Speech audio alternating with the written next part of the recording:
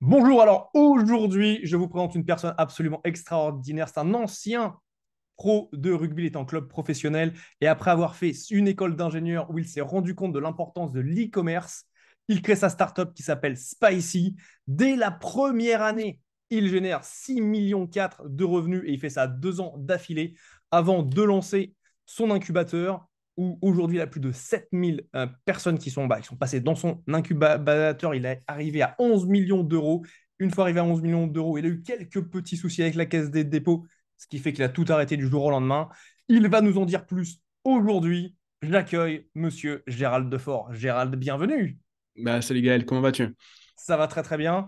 Bon, merci de m'accueillir, c'est top. Alors, je rectifie juste un petit truc. Ah, merci de rectifier. Je rectifie juste un petit truc parce que je sais que les gens sur Internet sont extrêmement méticuleux. J'ai joué 2 ans dans un club pro, mais moi, j'avais pas le statut de pro, j'étais espoir, puisque j'avais moins de 23 ans, moins de 21 ans en plus en l'occurrence.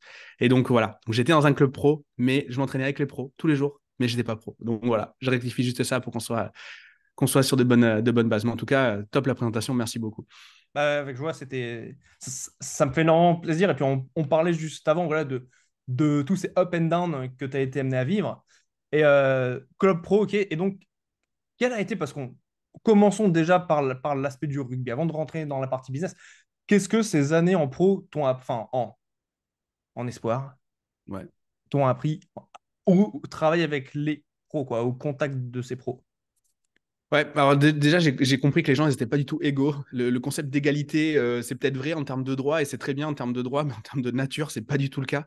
Moi, je me suis retrouvé dans ce club, donc en l'occurrence, c'était le club de Périgueux. Je me suis retrouvé avec des mecs qui faisaient la Coupe du Monde, donc c'était un club de Pro D2.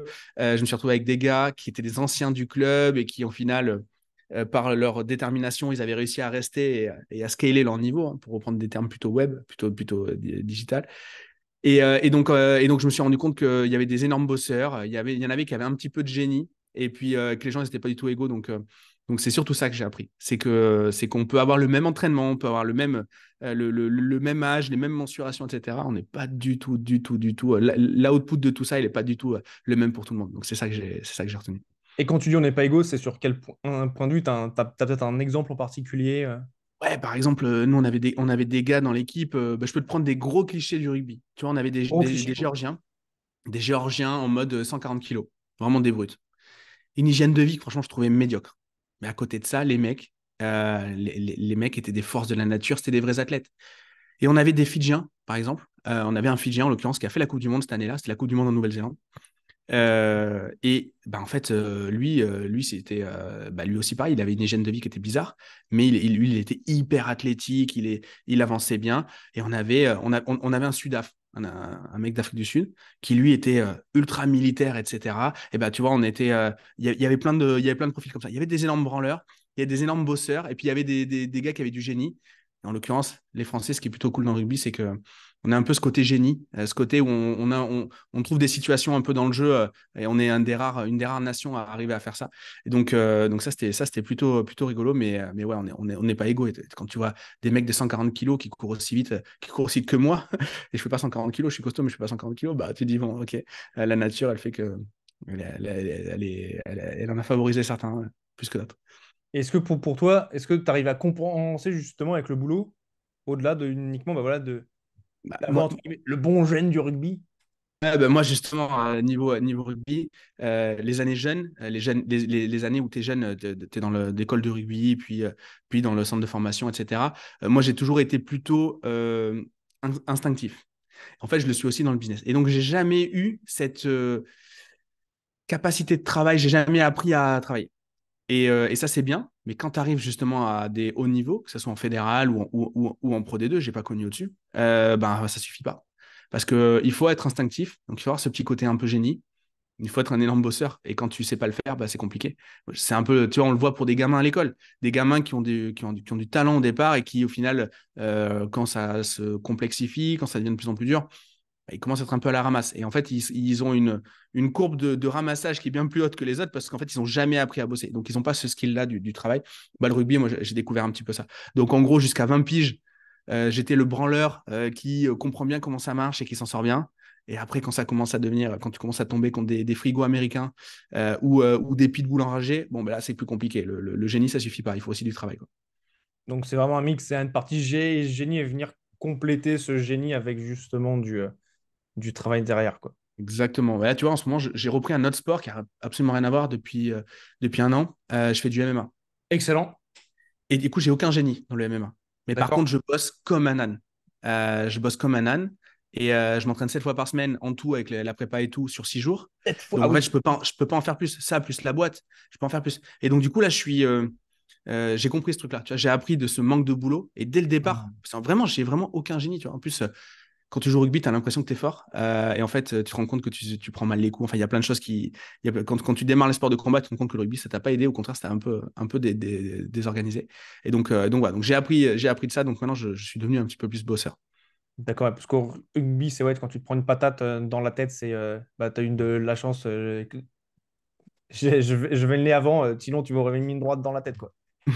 Ouais, c'est ça, exactement. Bah, en l'occurrence, quand tu commences à jouer à bon niveau, tu prends de moins en moins de patates dans la tête, en fait. Hein. Ah, Les mecs, ils prennent pas le risque. Hein. Donc, mais oui, oui, on croit qu'on est les rois du monde. Mais le MMA, la boxe ou tout type de boxe te rappelle que non. En fait, il y a des experts, il y a des c'est clair. professionnels déjà. Et Donc alors, voilà. j'aime beaucoup le MMA, donc moi, c'est à regarder pour le moment. Qui est ton GOAT en MMA? Qui est ton combattant préféré? Bah, Saint-Denis, de loin. Saint-Denis, Saint-Denis. ouais, Saint-Denis. Semaine dernière, j'étais à la finale de l'ARES. Enfin, il y avait donc l'ARES 17 et il y avait Baki qui n'a pas pu combattre parce qu'il n'était pas au poids. Mais j'adore aussi ce combattant.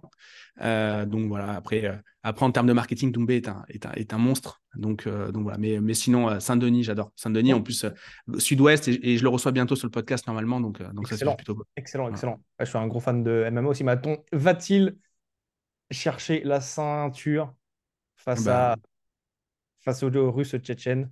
mm. Bah, ça, on verra. Non, Après, pas tchétchène, non, je dis des conneries là. Il est pas euh, euh, tchétchène. qui ça donc, pardon? Bah, Islam Makhachev. Non, il doit être Islam Makhachev, il est soit dagestanais, soit tchétchène. Ouais. Il est Donc, d'Aghestan, ouais, c'est ouais, ça. dagestanais, donc il est russe. Ouais. Il est russe, ouais, il est russe. C'est Ouais. une erreur. Pardon, je corrige. C'est pas Non, du mais il n'y a pas de problème. De toute façon, c'est en vrai, d'Aghestan. je suis incapable de savoir qui est dagestanais ou tchétchène. En tout cas, peu importe.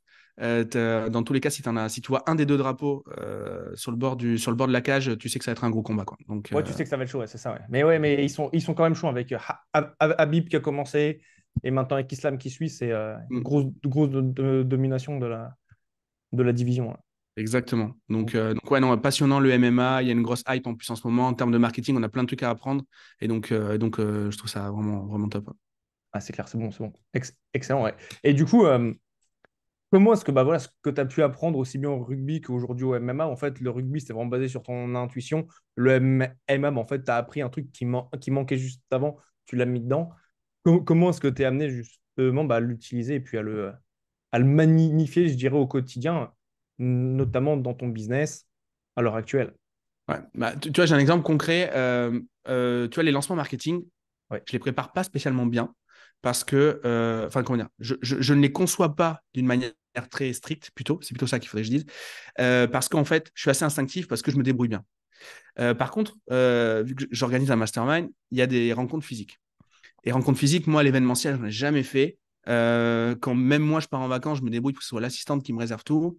Quand il faut réserver un resto, je suis incapable de choisir entre le resto A ou le resto B, tu vois. Donc en fait, je suis nul pour ces trucs-là.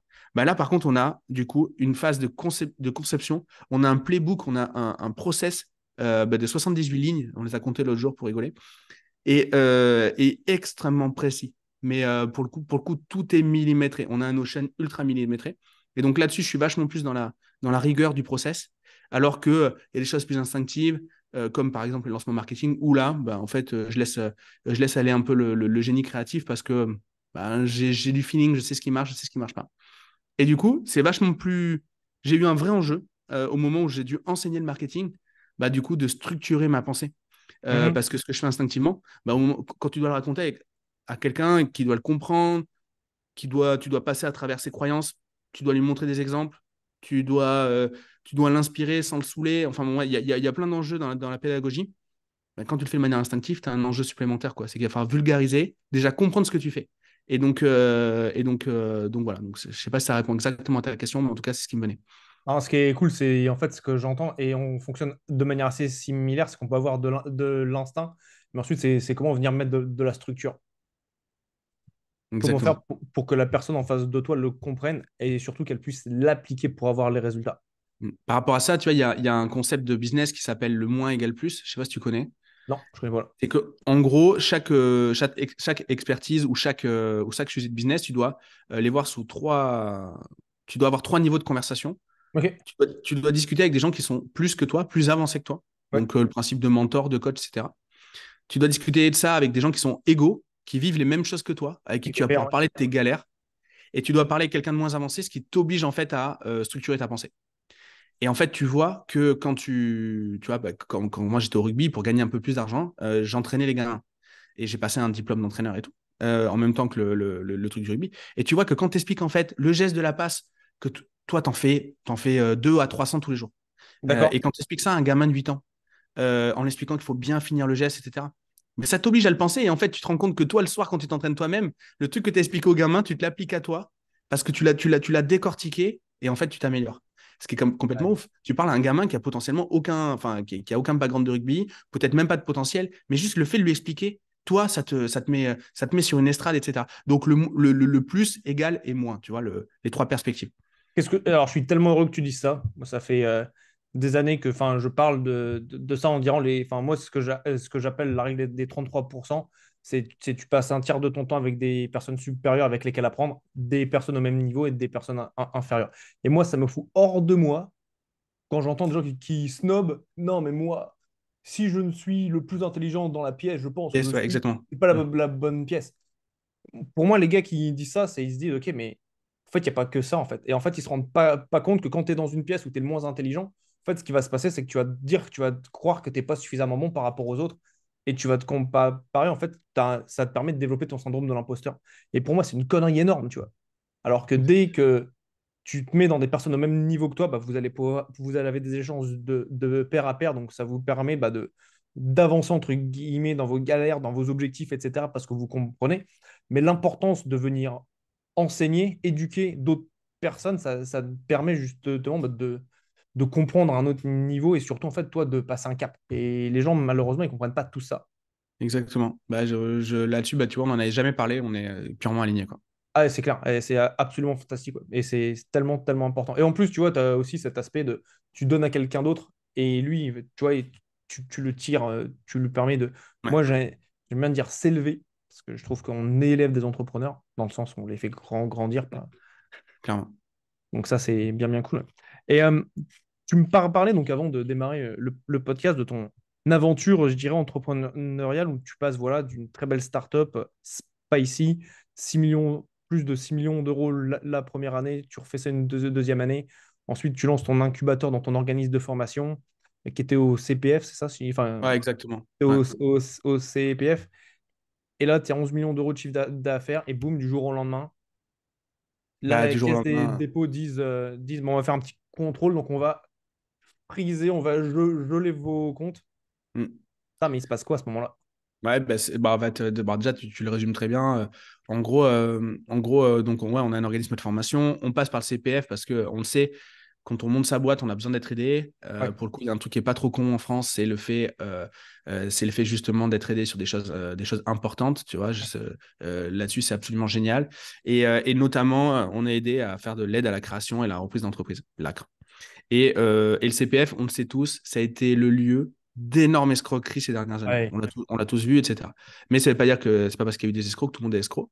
Et c'est de l'argent public, donc c'est notre argent à tous, et donc c'est normal qu'ils contrôlent. Donc là-dessus, c'est complètement OK. Euh, Si tu es pour qu'il y ait des aides, bah, tu es pour qu'il y ait des contrôles, parce que sinon les aides, on n'est pas comme dans les années 80 où tous les dictateurs africains étaient multimilliardaires et que tout leur peuple était en famine, quoi. On veut pas ça. Mais donc là, c'est pareil. Si on veut des aides, on veut qu'elles soient bien réparties. Donc en gros, ce qui se passe, c'est qu'on reçoit un courrier en disant, voilà, bah, contrôle. Alors, clairement, les contrôles, quand on fait du CPF, on en reçoit tout le temps sur des dossiers, d'accord. ponctuellement. Un, deux dossiers par semaine, c'est assez courant. Alors, c'est par vague, mais c'est assez courant. Et nous, maintenant, enfin, je suis même plus averti dans la boîte quand il y a ça.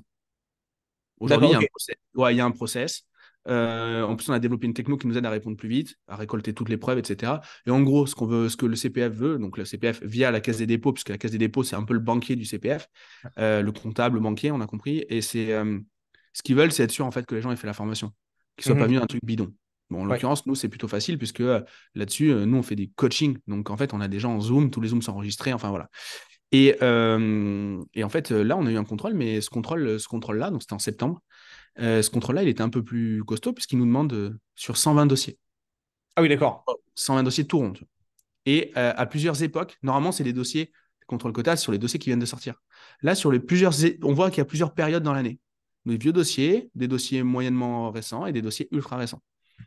Et on dit, OK, donc là, on me prévient. Donc, en l'occurrence, c'est mon épouse Alice qui gère ça, qui est la directrice générale de la boîte. Elle me dit, OK, on a un gros dossier. Et on reçoit un autre courrier qui nous dit, vu la taille du contrôle, alors ils ne le disent pas comme ça, ils utilisent avec des mots plus adaptés, mais pendant la taille vu l'ampleur du contrôle, on va geler les fonds le temps de tout vérifier. Et, En l'occurrence, ça, et ça représentait combien les fonds qu'ils ont un gelés? peu plus de 3 millions. 3 millions. Ouais. D'accord. Un peu plus de 3 millions. Et bah, nous, on a du cash burn, quoi. Enfin, comme tout le monde, hein. On fait du marketing, on a une équipe. À l'époque, on est à peu près 30, un peu plus de 30. Une trentaine de salariés. Enfin, on a des coûts de structure, quoi. Nous, la boîte, à peu près, à ce moment-là, elle nous coûte 100 000 tous les mois. D'accord. Et bah, donc c'est c'est clairement relou. C'est clairement relou parce qu'on a des engagements avec des partenaires, etc. Bon. Et donc, on répond. On a 3 semaines pour répondre. Et ensuite, eux, ils ont 3 mois pour étudier notre réponse. Ils ont trois Premier truc mois. que je... Attends. Ouais, Toi, tu as 100 000 euros qui brûlent tous les mois. exactement. Eux, ils ont 3 millions en banque qui te doivent. Mm. Tu leur réponds et eux, ils se disent, bah, on va vous répondre sous 90 jours, sous 3 mois. Ouais, bah, tu vois, j'ai eu un peu la même réaction que toi au départ. Je trouvais ça clairement abusé. Et j'en ai parlé avec mon avocat, Alexis d'ailleurs, que j'embrasse, qui me dit, écoute, quand tu as le... Je lui dis, c'est clairement abusif. Il me dit, écoute, regarde, quand tu passes le permis de conduire, tu acceptes que les flics ils t'arrêtent au bord de la route et qu'ils disent, monsieur, contrôle de l'alcoolémie, mettez-vous sur le côté, tu souffles et tu attends que le contrôle il soit terminé. Et si tu n'as rien, te laisse repartir. Ouais. Je dis, ouais, ça c'est OK. Et il me dit, ben là, c'est exactement la même chose. Quand tu t'inscris sur EDOF, la plateforme de CPF, tu signes digitalement, électroniquement des conditions générales. Et en fait, c'est dans les conditions générales. Ils sont dans leur bon droit. Donc en fait, ce qu'ils font, c'est relou, mais ils sont dans leur bon droit. Ils sont très bien. Voilà. Donc en fait, je connaissais les règles avant d'y aller. J'étais censé connaître les règles. Je dis OK, mais bon, ça ne veut pas dire que ça me réduit mon niveau de stress, tu vois. C'est en mode, tu Ok, vois, genre, c'est les règles. et en mode, OK, je dis pas que c'est des enfoirés ou je sais pas quoi. Oui, non, Ouais, c'est normal, tu vois. Quand il y a un panneau à 50, que en fait, tu te fais contrôler, tu dis pas, ouais, c'est la faute du panneau, tu vois. Enfin, tu vois, en c'est clair, France, ouais. on aime bien faire ça, mais. euh, et donc voilà. Et surtout, il me rappelle qu'à ce moment-là, moi, je suis accusé de rien. C'est un contrôle. Et D'accord, qu'en ouais. fait, l'organe de contrôle, il est en continu, en fait. Il les contrôle tout le temps. Ça se trouve, en ce moment, ils sont en train de décider de contrôler de nouveaux dossiers de mon OF. Et c'est tout à fait possible. Et donc voilà, il se passe ça. Au final, je calcule le burn, je calcule la trésor, etc. Je dis, waouh, ben en fait, si on ne prend pas une décision, ça ne passera pas. Si jamais ça se passe mal, en fait, on va se retrouver au moment. Donc, en gros, tu comptes 4 mois. Au moins, il va y avoir 4 mois. Il va falloir qu'on ait les reins solides parce que à ce moment-là, s'il y a une décision qui ne nous est pas avantageuse, on ira en justice. Et ça nous coûtait énormément d'argent. Et donc, il Mhm. va falloir qu'on garde des noisettes pour l'hiver, quoi, tu vois. Et si ça se passe mal. Et donc, par mesure conservatoire, désolé pour les puristes, je sais pas lequel. En tout cas, en prévision, le lundi suivant, j'annonce à mon équipe que je peux garder personne. Waouh. Et donc, c'est ultra relou parce que l'équipe, pour le coup, il y a beaucoup de gens qu'on a formés, qu'on a récupérés en alternance, en stage ou dans des business foireux, qu'on a repris, qu'on a formés, avec qui on a passé des milliers d'heures, avec qui on a construit un lieu ensemble physiquement, on a construit des bureaux ensemble, on a fait un truc de ouf, avec qui on s'est associés, certains, dans d'autres business. Enfin bon, bref, on a vraiment capitalisé sur la relation. Et nous, la relation, elle est vraiment au cœur, tu vois, dans les valeurs de la boîte. C'est vraiment hyper important. Et donc là, je dois annoncer un peu à toutes les personnes qui me font confiance qu'en gros, ça s'arrête. Ouais, Et j'ai l'impression que c'est plus comme une amie, plus que. ouais, c'est exactement ça. Et en plus de ça, tu vois, moi, mon témoin de mariage, c'est mon bras droit dans le business. Ok, Euh, la nana chez nous qui répond aux mails, quand on envoie un mail dans contact@incubateur, en fait, c'est une nana que ma femme connaît depuis son lycée, dont elle est également témoin de mariage. À un d'accord. moment, on a même bossé avec le frère de ma meuf. Enfin, tu vois, vraiment, c'est vraiment ultra familial. Il y a Baptiste, par exemple, aussi, qui est l'un de mes bras droits. Lui, je joue au rugby, lui, à l'époque où je te parlais tout à l'heure de Périgueux. Donc, en gros, voilà, tu vois, c'est des relations de minimum 15 ans. Ouais, d'accord, ouais. Ou ouais, 15 ans, ouais, entre 10 et 15 ans. Et donc, Hmm. relou. Et donc, quand il faut l'annoncer, le lundi matin, on avait un kick-off avec l'équipe pour motiver tout le monde. Quand il faut annoncer ça à tout le monde, bah, c'est un Lundi peu. matin, Ouais. Lundi ça se passe, matin, tout ça le se monde passe sur un Zoom, comment hein, pour en toi le disant dimanche? il se passe ça, selon nos calculs, en fait, on est ça et on fait ça. Et en fait, on préfère vous annoncer maintenant pour que vous puissiez trouver des solutions plutôt que vous dire un jour, ben, désolé, on ne peut pas te payer ce mois-ci, quoi. Parce qu'on a dû lâcher 50 ou 100 000 balles de plus à un avocat pour nous éviter d'aller en prison ou d'aller, je ne sais où. À ce moment-là, on ne sait pas, tu vois, le niveau de stress, quand tu as 3,4 millions qui sont hold, tu vois, tu sais plus comment tu t'appelles, hein. Et, C'est- euh, et donc voilà, donc en fait, on fait ça, ça se passe quasiment bien avec tout le monde. Euh, C'était comment pour toi la veille de leur annoncer? Ça devait la juste veille être- de, la veille de leur annoncer, j'ai pris Genre un le somnifère. dimanche soir, tu devais être en Ouais, PLS, toi. ouais, non, j'ai pris un somnifère, justement, pour pas avoir de nuit blanche. Et le lundi matin, enfin, dans tous les cas, ça a été le truc professionnel le plus. Parce que moi, j'ai toujours eu, franchement, des trucs faciles. J'ai joué avec des coups faciles. Et là, ça a été le truc le plus, c'était le truc le plus dur de ma vie, en fait. Autant entrepreneurial que pas entrepreneurial, parce qu'il y a le côté familial et amical, comme tu le disais tout à l'heure. Donc, c'est ultra relou. Et donc, Et ouais, non, franchement, c'était. Bah, t'as l'impression de décevoir. T'as l'impression de décevoir. de En recevoir les gens, l'occurrence, ouais. ça n'a pas été le cas. Après, mais sur le coup, tu sais pas. Tu vois, tu sais pas. Et tu dis, OK, on est 30. Au final, il y en a qui ont des gosses, il y en a qui sont mariés. Donc, déjà, on doit être.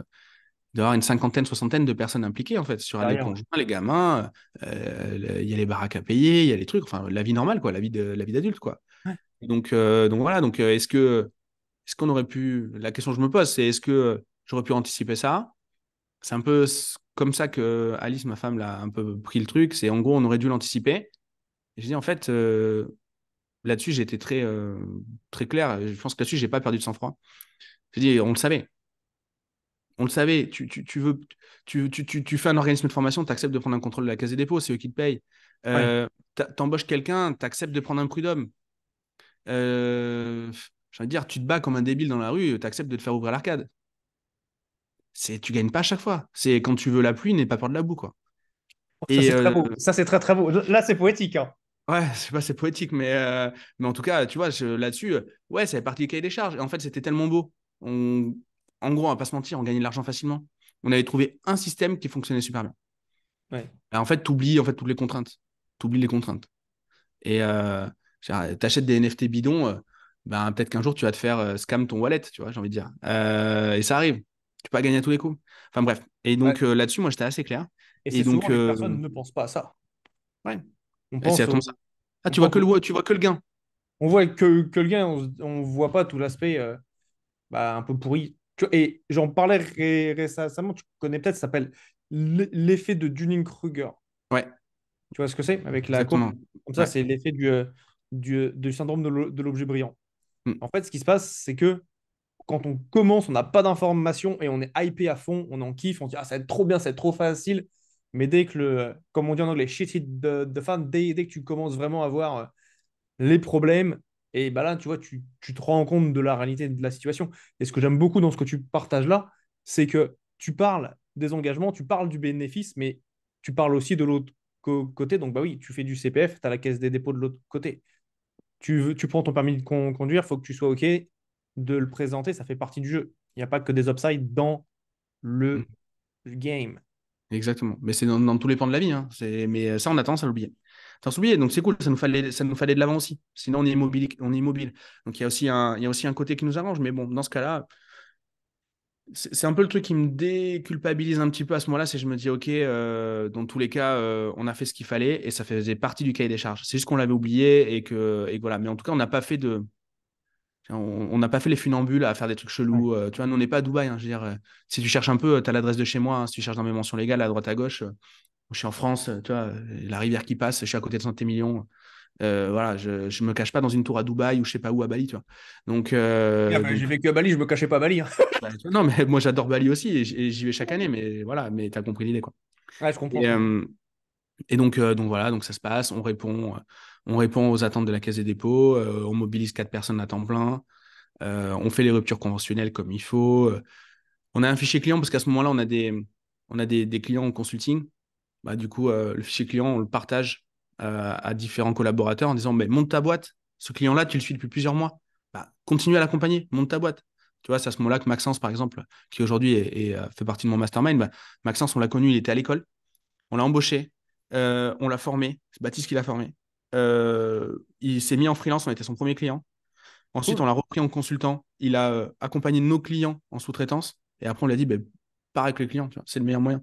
Et donc, tu vois, on a distribué notre fichier client à nos différents collaborateurs. Et puis, on a attendu la réponse. 3 mois. 3 mois, ok. 3 mois. Et ce qui était pile poil, tu vois, pile poil dans les temps. 27 décembre, on reçoit un email de 4 lignes qui est, je ne sais plus exactement, mais en gros, merci pour votre collaboration. On a bien étudié votre dossier. Vous répondez favorablement à nos questions. Vous recevrez dans les jours qui suivent un courrier de recommandations facultatives si vous voulez vous améliorer, notamment par rapport aux futurs amendements. Mais le contrôle est terminé. Merci. Bisous. À la prochaine. Ah, ils font des bisous à la prochaine. J'abuse, mais tu vois le truc. Et Ah, là, c'est cool. on reçoit ça avec Alice et on dit, mais attends, mais on a répondu, la réponse faisait 1000 pages. On l'a envoyé dans une boîte archive. Ils nous répondent juste ça. Et on dit, ouais, ok, en fait, c'est vrai que tu as un peu l'impression, tu sais, t'as pécho en soirée et le lendemain, la personne s'en va sans te faire la bise, tu vois. D'accord. Tu vois, c'est tout, hein, et ça s'arrête là, notre histoire? Ouais, ouais, ça s'arrête là. Et donc, voilà. Et le lendemain, on a reçu un virement d'1,7 million. Donc, D'accord. voilà, quasiment, enfin, une bonne partie. Et donc voilà, donc trop cool. Trop cool. Et à ce moment-là, on aurait pu repartir comme des débiles mentaux le 2 janvier à dire allez, c'est bon, bonne année. Putain, on redémarre comme des bourrins 5 jours après ou 4 jours après. On a dit non, attends, on va se poser. On va vraiment comprendre ce qui s'est passé. Où est-ce qu'on a des angles morts dans notre truc? Et en fait, on a relancé que 1er mars. J'ai réécrit la formation. J'ai tout réécrit. On a redéveloppé une partie du logiciel qui nous permet de gérer nos clients. Parce qu'en fait, nous, quand on a répondu aux attentes de la Caisse des dépôts, ben, en fait, ce qu'on faisait était légal. Mais il y a des trucs, moi j'ai dit, putain, mais en termes de maniaquerie entrepreneuriale, ce process-là, on peut l'améliorer. Ça, pourquoi on a quelqu'un qui fait ça? Alors qu'en fait, on peut l'automatiser en 5 secondes. Là-dessus, pourquoi cette question, on la pose qu'une fois sur 10 au client? Il faut qu'on la pose à chaque fois, etc., etc. Et là, on a tout processé, tu vois. D'un truc qu'on avait fait de manière instinctive, on l'a vraiment reprocessé et on a vraiment bossé dessus. Et donc, on a relancé début mars. Et puis, Ouais. c'est reparti. C'est reparti hyper bien. Il y a certains partenaires, on s'est séparé de certains partenaires qui nous bouffaient trop de bande passante. Mais en gros, on s'est posé comme des consultants dans notre propre business. Et donc, du coup, avec mes 3 associés. Et on a dit, OK, et au niveau des ressources, qu'est-ce qu'il va nous falloir pour redémarrer? Et donc, on a rembauché des gens.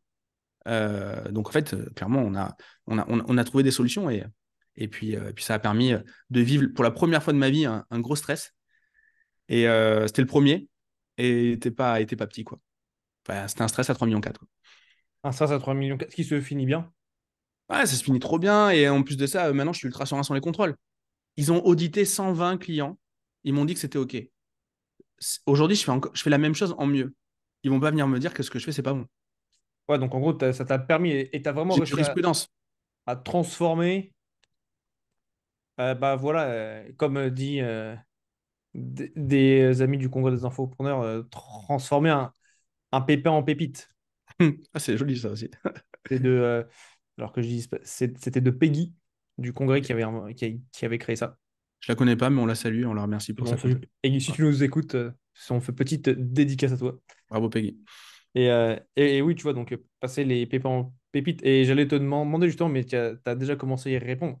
Quand tu as fait cette transition que tu t'es posé en tant que consultant sur ton business, c'est quoi qui a pas parlé là? C'est l'instinct ou c'est plus l'apprentissage?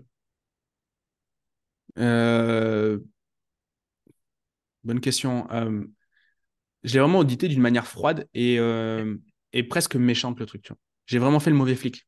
Ok. Et je crois que j'étais plus con que le. En fait, je crois que j'abuse, tu vois. En plus, ça s'est pas passé comme ça, mais si je dois le faire, si je dois te raconter l'histoire Netflix de ce truc-là, je vais te dire, en fait, j'ai imaginé l'inspecteur.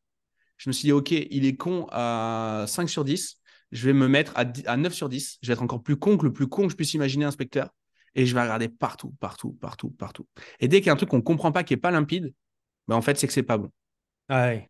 Et en fait, c'est comme ça que ça s'est passé. Donc, en fait, l'histoire Netflix, là, je te la romance, mais en gros, c'est un peu ça. Je me suis dit, OK, il faut vraiment être sûr, il faut que ce soit un bloc opératoire, notre truc. Et Ah en plus, ouais. c'était bien parce que tu sais que quand tu scales un truc, tu crées de la dette technique, Tu crées de Ouais. la dette juridique, tu crées de la dette en RH, tu crées de la dette. C'est le bordel. C'est le bordel quand il y a un truc qui pète, surtout quand tu gagnes vraiment beaucoup d'argent en très peu de temps. En fait, tu sais quoi, tu bouges les trous tout le temps. On a dit, OK, là, c'est bon, on a bouché les trous, on a mis des rustines partout. Bah là, OK, comment on revoit toute la plomberie, quoi. On fait un truc propre, quoi, un truc bien. Voilà, on avait un MVP, en fait. En gros, on passe du MVP au truc industriel. Ouais, Et donc là, tu passes d'un aujourd'hui, MVP à 11 millions à un truc industriel. ouais, exactement. Et maintenant, là, avec l'expérience, donc il y a... parce qu'attends, t'as pas fini l'histoire, parce qu'après, ce qui s'est passé, qu'est-ce qui s'est passé avec ton équipe? Ouais. Bah, l'équipe, petit à petit, on a rembauché une partie des gens. Cool. Ceux qui sont mis en freelance et qui ont un super bien marché en conseil, ben, on a continué à avoir de bons contacts avec. Il y en a certains avec qui on bosse encore. Et donc là, aujourd'hui, on est un peu plus d'une vingtaine. Donc voilà, on a des contacts avec quasiment tout le monde. En gros, tout le monde sauf une personne, je crois. Donc en fait, on a de très très bons contacts. Tu vois, on organise des journées, là bientôt, là, le mois prochain, on organise une journée d'équipe, mais pas l'équipe actuelle, l'ancienne équipe. Tu vois. D'accord. Voilà. Donc ça se passe super bien. Moi, en termes de charge mentale, j'ai compris que je faisais trop de choses et qu'il fallait que j'enlève des choses. Au moment, de toute façon, dans tous les cas où j'étais dans ce stress là d'attendre la réponse, j'étais dans l'inaction totale. Je me suis dit, OK, dans tous les cas, j'ai pas envie de me focus sur d'autres projets. Ouais. En temps normal, j'aurais dit, OK, je fais l'autruche, j'oublie ce truc-là, je l'enterre et je vais m'occuper d'autres choses. Je vais voir ailleurs. Il y avait plein de projets où j'avais des participations. Il y avait 5 6 projets où j'aurais pu m'engager, clairement. Bah, je me suis dit, OK, non, c'est pas le moment. Je suis pas. Voilà, là, j'ai juste besoin de prendre du temps et de faire le point. Et j'ai repris quelques missions de consulting, euh, voilà, en one-one, des trucs à étiquette, etc., qui me plaisaient bien de faire. Et notamment dans des boîtes dans lesquelles j'avais pris des participations où j'avais investi. Mais je me suis dit, OK, tranquille, on attend la réponse. C'est vraiment ça. En fait, en gros, je trouve plus des occupations que réellement des projets dans lesquels je vais m'engager. Parce que si la réponse est négative en janvier, parce que normalement c'était en janvier qu'il devait répondre, Ouais. je vais dans tous les cas aller au tribunal administratif. Ça va être énormément de bandes passantes, donc autant pas prendre d'engagement maintenant, parce que dans tous les cas, j'aurai pas le temps de m'en occuper après. Mhm. Et donc j'ai fait ça, je me suis posé, et ça m'a permis de mûrir aussi une réflexion. Quand je voyais, en discutant avec les coachs, quand on a fait cet audit de la boîte, je voyais en fait ce qui me remontait par rapport aux clients. Parce que les clients, au final, dans l'incubateur, je les connaissais très peu. Moi, j'avais tourné des vidéos, je les ai mis dans un espace membre. Et après, il y avait des coachs qui étaient là pour dire, voilà, est-ce que tu as vu la vidéo de Gérald qui parle de ça? Comment tu l'as comprise? Dans ton cas, comment ça s'adapte, etc. Donc, en fait, ils font l'animation, la personnalisation. Mais en fait, moi, je ne rencontre pas les clients. Moi, je les rencontre pour des témoignages. Donc, Mhm. forcément, là, tout est bien, tout est beau. J'arrive un peu comme un cheveu sur la soupe. Et en fait, en discutant avec le coach, j'ai compris en fait que mes coachs étaient 1000 fois meilleurs que moi pour accompagner ces gens-là parce qu'ils sont dans le j'ai envie d'entreprendre. Et en fait, j'y crois pas. Donc en fait, ils sont dans le coaching de passage à l'action. Et moi, je suis Mhm. bon, c'est pour mettre les mains dans le business, débugger des choses, structurer des trucs, en gros scaler des boîtes. Ouais. Et je me suis rendu compte qu'en fait, ça, j'avais pas l'occasion de le faire dans mon propre business. Donc je me suis Attends, on a plus le son là, Gérald. Le son. moi, c'est bon. Ah, ça y est, D'accord. tu es revenu. Ok, je le refais. On refait. À quel endroit tu t'es. Quand tu disais que toi, ce que tu aimais faire, c'était scaler des boîtes, même mettre Ouais. les mains. Ouais. Moi, Maintenant, moi ce que j'aime faire, c'est scaler des boîtes, c'est vraiment mettre les mains dans le business. Et dans l'incubateur, dans mon propre business, j'avais pas l'occasion de le faire. Parce d'accord. qu'en fait, ils en sont pas encore à cette étape-là. Et donc, et c'est complètement OK. Il faut des gens qui accompagnent des débutants ou des futurs débutants même, j'ai envie de dire, dans le web. Ouais. Et je me suis dit, il faut que j'aille à l'étape d'après, il faut que je me concentre là-dessus. Je structure l'incubateur, j'en fais un bloc opératoire, comme je te disais, et ma récompense, c'est de pouvoir lancer mon programme avancé. Et c'est là où Cool. j'ai lan- et c'est là où j'ai lancé le mastermind. Donc en fait, le mastermind et l'incubateur, c'est sorti quasiment au même moment. Et ça, c'était absolument génial. Parce que pour le coup, là, on parle vraiment de structure, on parle vraiment de business, on parle vraiment d'entreprendre en France, mais sur des choses réelles et tangibles, pas juste sur des rêves d'entreprendre. Ah ouais. Et donc, on a lancé ça. Et c'était un peu ma récompense de lancer ce truc-là. Et aujourd'hui, moi, je suis full focus là-dessus. L'incubateur, aujourd'hui, il tourne avec une équipe. Et moi, je suis à fond sur mon programme avancé. Excellent, excellent. Et quel est selon toi, parce qu'il y a pas mal en France, même dans le monde d'entreprises et d'entreprises de formation qui font des choses similaires, plutôt au niveau de l'incubateur qu'au niveau de ton mastermind, qu'est-ce qui est ton différenciateur inné? Qu'est-ce qui fait que Gérald Fort a sa petite patte, sa petite touche qui va être différente d'autres personnes qu'on peut voir sur le marché? Ah, c'est bah, Selon c'est une toi, bonne... selon Ouais, toi. c'est une bonne question parce que forcément, j'ai un biais. Mais j'ai envie de te dire, moi, le truc qui m'a sauvé et que j'essaie de transmettre, c'est le fait d'avoir un détachement émotionnel avec nos projets. Pour moi, c'est ultra important. En termes de prise de décision, si on est trop amoureux de nos projets, qu'on soit débutant ou qu'on soit pas débutant, mais on a des problèmes, on a des problèmes à itérer. Je suis amoureux de mon projet, je suis amoureux de la façon dont je fais les choses. Bah, en fait, j'ai pas envie de le travestir, j'ai pas envie de changer, j'ai pas envie d'itérer. Et on sait que c'est dans l'itération qu'on obtient le succès. Donc, pour moi, ça, c'est le plus gros frein. Et donc, du coup, bah, je mets tout mon focus là-dessus pour leur dire, OK, sois amoureux bah, de la destination, mais pas forcément du chemin. Contrairement aussi à ce qu'on entend. C'est en gros, OK, tu veux répondre à quel problème? OK, très bien, tu veux répondre à ce problème-là. Bon, en fait, il y a plusieurs façons d'y répondre. Ce qui compte, c'est vraiment de résoudre ce problème-là. C'est vraiment que tu le fasses en faisant des webinaires, ou que tu le fasses en faisant des VSL, en faisant du tap-tap, ou que tu le fasses en organisant des séminaires. Peu importe. Ce qui compte vraiment, c'est résoudre ce truc-là. Et donc ça, je mets beaucoup le doigt dessus. Euh, et la façon dont moi j'accompagne les entrepreneurs, bah, en fait, c'est exactement ça. C'est que je dis, on va aller plus loin avec ta boîte, on va l'amener à l'étape d'après. Et je le fais à travers de la formation, à travers un mastermind, mais je le fais aussi à travers des agences dans lesquelles j'ai pris des participations, Mhm. des boîtes dans le marketing où j'ai pris des participations, des cabinets comptables où j'ai des participations, un cabinet comptable où j'ai une participation plutôt, euh, des boîtes de recrutement qui t'aident à structurer ton équipe, etc. Et tout ça, en fait, c'est l'écosystème. C'est pas moi qui lead le truc, mais en gros, j'ai co-créé des solutions qui vont juste permettre d'aller à l'étape d'après. Parce que notre boulot, c'est juste d'amener l'entrepreneur à l'étape d'après. Et donc moi, j'ai ce détachement parce que je suis passionné par la promesse et pas forcément par la façon dont je veux le faire. Alors, évidemment, on a des valeurs d'entreprise très fortes. Nous, on est très attachés au fait d'entreprendre en France. Mais après, sinon, c'est un peu comme au rugby, hein. Tout ce qui est pas interdit est autorisé. Bah là, voilà, ce qui est dans les valeurs, c'est le cadre, mais après, dans la livraison, on démultiplie les solutions, quoi. C'est Ouais, vous vraiment avez ça. une liberté auto. Et c'est tellement intéressant, ton aspect de pas être amoureux du chemin, mais aimer la destination. Alors ça, là, tu vois, c'est un point sur lequel moi, je suis pas tout à fait d'accord avec ça, parce que je pense que enfin, c'est pas le chemin, toi, que tu amené à revoir avec les gens, c'est plus le Le véhicule véhicule. qu'ils ont sur le chemin, Exactement. tu vois. Exactement. Tu as raison. Là, je suis 100% d'accord. 100%, ok. Et c'est important parce que tu vois, c'est aimer le process, en fait. Je pense que c'est le process à vraiment kiffer. Et pour moi, je vois, c'est ce qui a fait la plus grosse différence cette année dans mon entreprise. C'est focus à mort sur les process, tu vois. Mm. Non, mais c'est clair. J'adore ça également. Mais tu vois, ce qui doit être. En fait, ça reste un jeu. On va pas se mentir. Ça reste un jeu, ouais. Ça reste un jeu. Et ce qui est rigolo dans le jeu, c'est de tester des choses. Ouais, Si tu t'identifies à ce que tu fais, t'es paumé. Parce qu'en fait, t'es pas OK de te travestir. ouais. Mais par contre, si tu acceptes que c'est un jeu et que ton identité, c'est une identité de joueur, en fait, t'es jamais frustré. Parce que du coup, euh, une embûche, bah, c'est un challenge. Une victoire, bah, c'est ça récompense le fait d'avoir joué, tu vois. Mais Ouais. tu vois, tu tombes contre un boss un peu dur. Si les boss finaux dans les jeux, ils étaient trop faciles, en fait, tu n'aurais pas de challenge, tu vois, on n'aurait pas envie de le faire. T'as pas envie de jouer, c'est clair. Et si le boss final, t'as pas essayé 10 fois de le battre, si tu arrives au bout de la première fois, bah, en gros, ton jeu, il est nul, quoi. Il est pas du tout adapté. Et ben là, c'est Clair. un petit peu pareil. Et donc, c'est vraiment cette identité de joueur. Alors, évidemment, on a des gamins, on a des baraques, on a des nanas, on a de la famille, on aide nos parents, je sais pas, tu vois, on a nos vies, des nanas ou des mecs, évidemment. Mais ouais, donc il y a des enjeux à réussir, parce qu'il y a des enjeux financiers. Mais ça reste un putain de jeu. Ça reste un putain de jeu. Ouais, c'est excellent ce que tu dis là de changer son niveau de perception de qui l'on est et de pas être attaché à notre projet, à notre business, mais être attaché à notre identité en fait d'entrepreneur.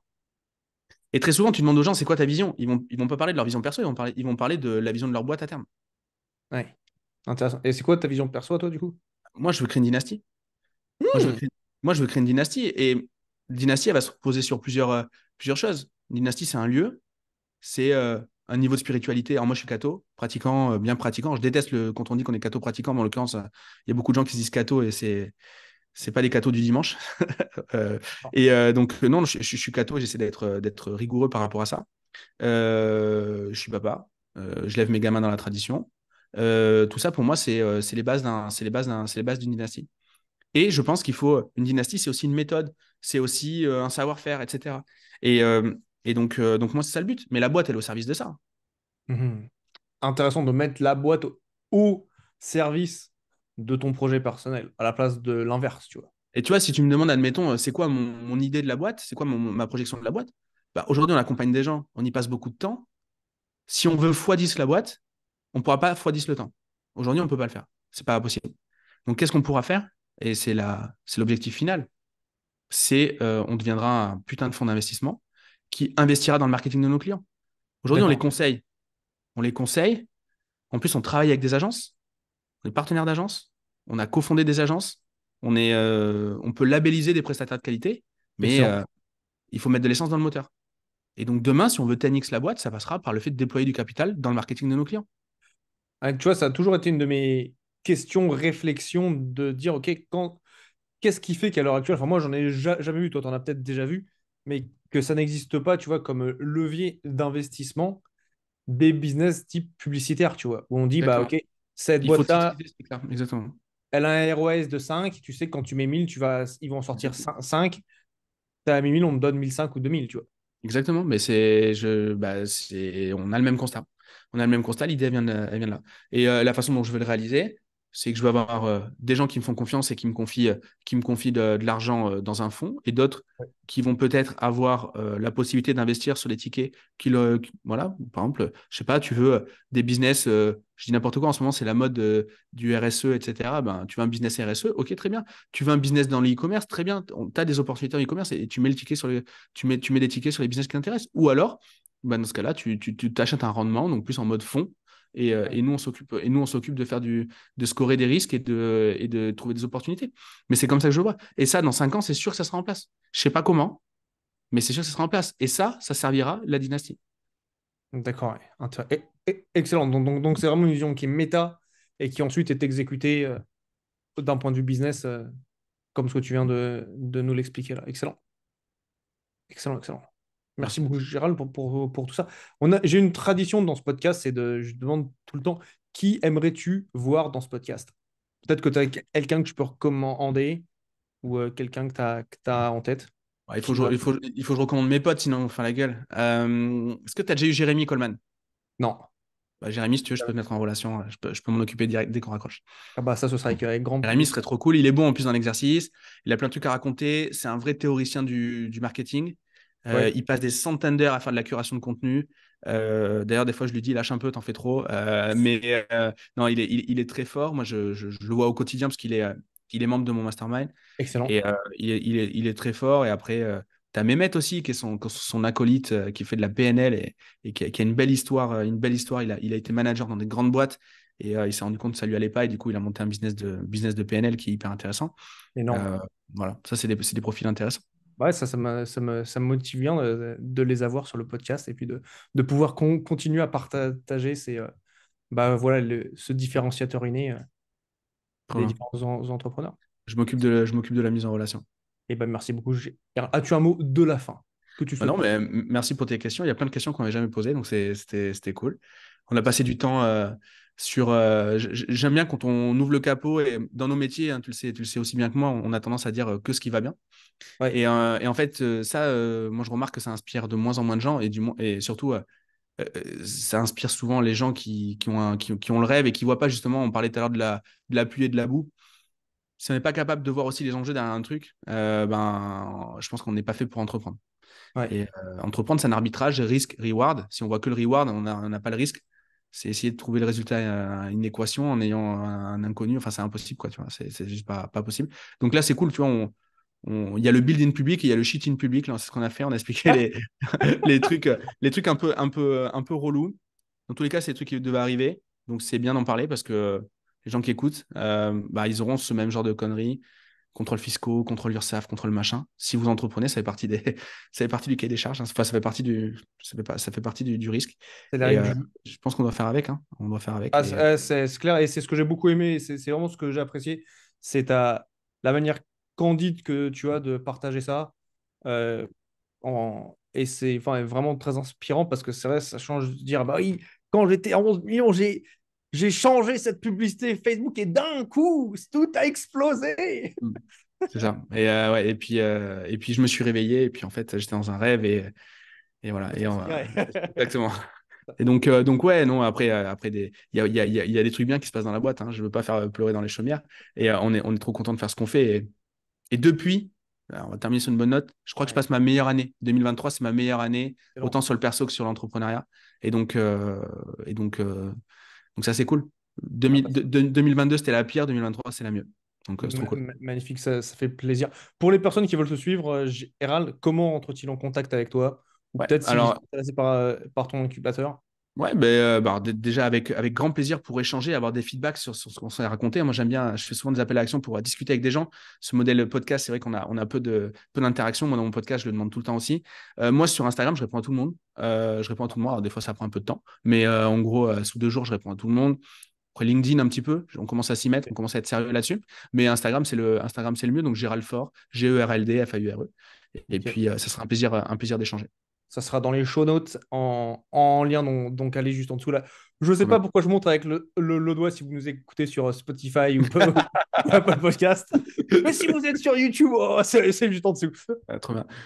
Et, en tout cas, merci beaucoup pour l'invitation. Avec C'était, plaisir. c'était top et c'était vraiment cool d'échanger avec toi. De même, de même. Bah écoute, à plus Gérald. Ciao. À plus. Ciao, ciao. Salut.